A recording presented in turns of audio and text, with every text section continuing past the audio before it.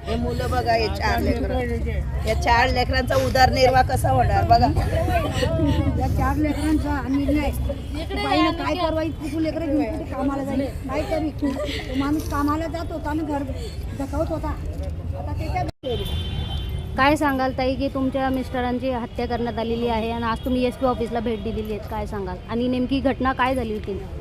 मी मैत्रीची पत्नी आहे.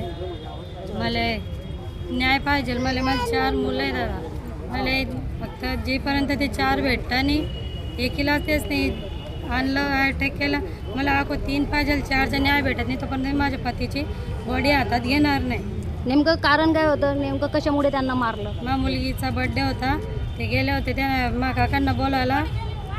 माझे काका तिकडनं आले नाही, ते तिकडनं गेलं, दिसतं धक्का लागण्याचे त्यांनी मारहाण केली. त्यांना तर डायरेक्ट जीवच घेतला. आम्हाला गर्दी आली तेव्हा आम्हाला माहिती पडलं का बाबा पतीचं असं असं झालं. ते भेटले नाही, एकच जण भेटलं होतं बस त्यात. आता तुमची मागणी काय आहे? फक्त न्याय पाहिजे आम्हाला. माझे 4 मुलं आहे.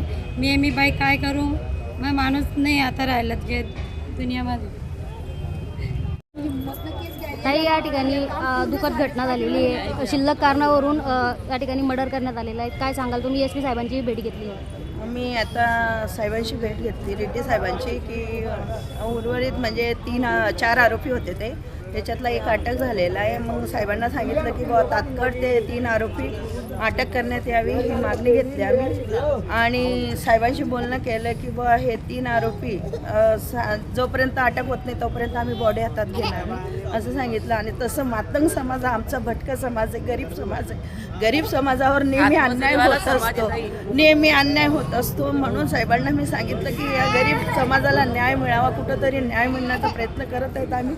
आणि निश्चित आमच्या गरीब समाजाला न्याय मिळावा हेच मागणी केली आम्ही. साहेबांसंग बोलणं झालं आणि साहेब म्हटले की आम्ही तात्काळ या आरोपींना अटक करू आणि तिथं जर CCTV वगैरे असतील तर CCTVमध्ये चौकशी करून आम्ही तालुका PI साहेबांना बोलणं केलं आमच्यासमोर त्यांनी.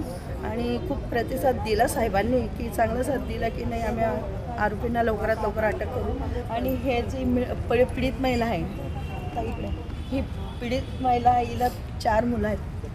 हे आव्हाने या ठिकाणी घटना घडलेली आहे. ह्या महिलेचा आता उदरनिर्वाह कसा होणार, आम्ही साहेबांशी बोलणं केलं की यांचा उदरनिर्वाहासाठी तुम्ही काही ना काही साथ द्यावी.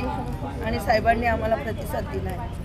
आता मागणी काय आहे तुमची? आमची मागणी एकच आहे की ज्या नराधमाने हे कृत्य केलेलं आहे, एवढं म्हणजे अन्याय केलेला आहे, त्यांनी मर्डर केलेलं आहे, त्या मर्डरला न्याय मिळावा आणि ह्या महिलेला न्याय द्यावा. शासन देवतावर आमचा विश्वास आहे. शासन म्हणजे आमच्यासाठी खूप काही आहे. शासन देवतावर विश्वास आहे आणि आम्हाला ह्या महिलेला न्याय मिळेल ही आम्हाला विश्वास आहे.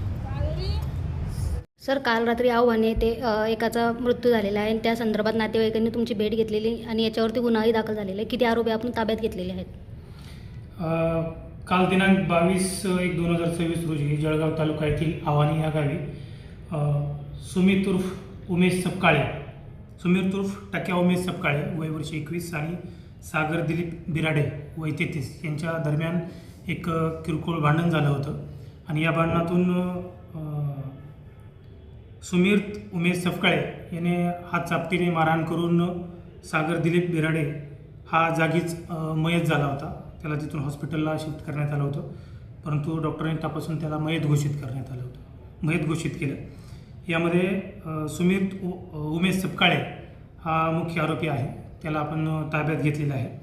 त्याचबरोबर इतर कोणी आणखी काही आरोपी आहेत का याचा देखील आम्ही शोध घेत आहोत. या अनुषंगाने जळगाव तालुका पोलीस स्टेशन येथे भारतीय न्याय संहिता 103(1) 115(2) अंतर्गत खुनाचा गुन्हा दाखल करण्यात आलेला आहे आणि पुढील तपास पोलीस निरीक्षक शशिकांत पाटील हे करत आहेत. यांच्यात काही म्हणजे अगोदरचा काही जुना वाद होता का? याचा देखील तपास चालू आहे. सध्या प्रायमा फॅसी तर असंही काही माहिती निष्पन्न झालेली नाही आहे. किरकोळ वाद त्यांचा काल 8 ते 8:30च्या दरम्यान झालेला होता, त्यातूनच ही घटना झालेली आहे. नातेवाईकांनी तुमची भेट घेतली? हो, नातेवाईकांचं असं म्हणणं होतं की यामध्ये आणखी काही आरोपी आहेत. तर नातेवाईकांच्या सांगण्याच्या अनुषंगाने देखील आम्ही आणखी तपास करत आहोत की यामध्ये आणखी कुणाचा समावेश आहे किंवा नाही.